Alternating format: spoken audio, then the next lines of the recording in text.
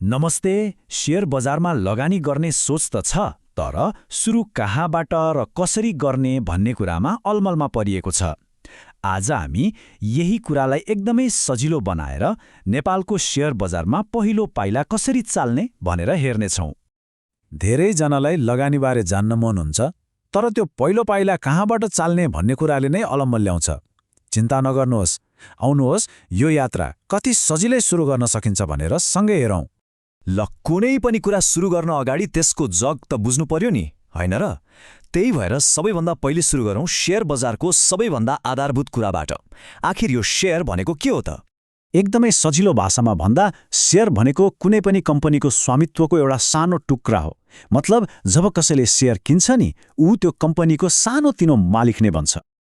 यसलाई यसरी सोच्न सकिन्छ, मानौ एउटा ठूलो बिल्डिङ छ र त्यो बिल्डिङको एउटा इँटा चाहिँ तपाईको हो।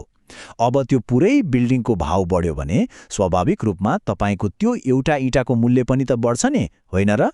हो, शेयर लगानीको मज्जा नै यही हो। ल, शेयर भनेको के हो भन्ने त थाहा भयो। अब पालो आउँछ लगानी सुरु गर्नलाई चाहिने सरसामानको। आउनुहोस्, हाम्रो लगानीकर्ता टुल किटमा के चाहिन्छ हेरौँ। नेपालमा शेयर बजारमा छिर्नलाई मुख्यतया 3वटा खाताहरू चाहिन्छ। पहिलो, ब्याङ्क खाता, पैसाको कारोबार गर्न। दोस्रो, डिम्याट खाता, किनेको शेयर डिजिटल रूपमा राख्न। र तेस्रो, मेरो शेयर खाता, जसबाट अनलाइन आवेदन दिने हो। यी तीनवटै एक आपसमा कनेक्टेड हुन्छन्।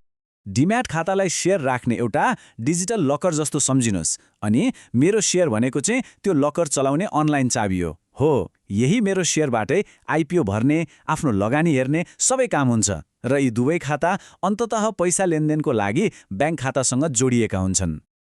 अब एउटा एकदमै ठूलो भ्रम छ कि शेयर बजारमा त लाखौं करोडौं हुनेले मात्रै लगानी गर्ने हो। यही सोचले गर्दा धेरैजना पछाडि हट्छन्। तर के साँच्चै त्यस्तै हो त? वास्तविकता त पुरै फरक छ। नेपालमा जम्मा 1000 रुपियाँबाट पनि लगानीको ढोका खोल्न सकिन्छ।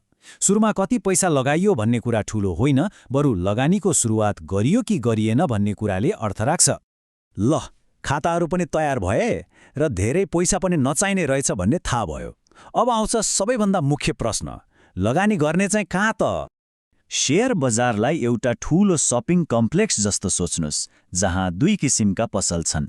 एउटा हो प्राथमिक बजार, जहाँ कम्पनीले ब्रान्ड न्यू शेयर पहिलो पटक बेच्छ।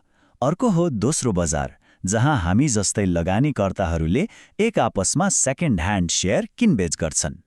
अब भर्खरै सुरु गर्नेहरूका लागि प्राथमिक बजार नै सबैभन्दा उत्तम र सुरक्षित ठाउँ हो।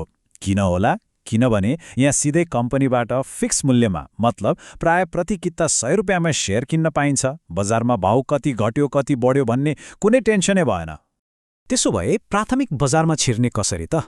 हो, त्यसको बाटो हो आइपिओ। अब आइपिओका लागि आवेदन कसरी दिने त्यो प्रक्रिया पनि हेरिहालौँ। आइपिओको पूरा रूप हो इनिशियल पब्लिक अफरिङ। यो भनेको चाहिँ कुनै प्राइभेट कम्पनीले पहिलो पटक पब्लिकलाई आउनुहोस् हाम्रो कम्पनीको सानो हिस्सा किन्नुहोस् र मालिक बन्नुहोस् भनेर खुला रूपमा आह्वान गर्नु हो। यो नै त्यो कम्पनीको पार्टनर बन्ने पहिलो र सबैभन्दा राम्रो अवसर हो। आइपिओ भर्ने प्रक्रिया त आजकल एकदमै सजिलो छ। सबै अनलाइन। आफ्नो मेरो शेयर अकाउन्टमा लगइन गर्ने, कुन कम्पनीको आइपिओ खुलेको छ त्यो छान्ने, अनि कति किता भर्ने हो त्यो भरेर आवेदन दिने, यति नै हो।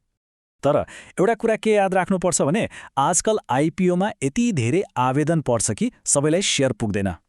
त्यसैले कम्पनीले गोला प्रथा, मतलब लटरी सिस्टमबाट शेयर बाँडफाँड गर्छ। त्यसैले आवेदन दिने बित्तिकै शेयर पर्छ नै भन्ने चाहिँ ग्यारेन्टी हुँदैन है। ल, मानिल्याउँ भाग्यले साथ दियो र आइपिओ पर्यो। बधाई छ, डिम्याट खातामा शेयर पनि आयो। अब के त? के यात्रा यतिमै सकियो? सकिएको छैन। बरु खास यात्रा त अब पो सुरु हुन्छ। हो, अब आउँछ दोस्रो बजारको पालो, जसलाई हामी स्टक एक्सचेन्ज पनि भन्छौँ।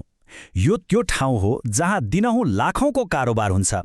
आफूलाई आइपिओमा परेको शेयर बेच्न मन लाग्यो भने पनि यहीँ बेच्ने हो, वा अरू कुनै लिस्टेड कम्पनीको शेयर किन्न मन लाग्यो भने पनि यहीँ किन्ने हो।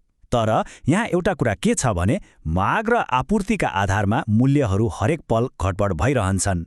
एउटा भनाइ छ नि, 1000 माइलको यात्रा पनि एउटै पाइलाबाट सुरु हुन्छ। लगानीको संसारमा यो कुरा एकदमै मिल्छ।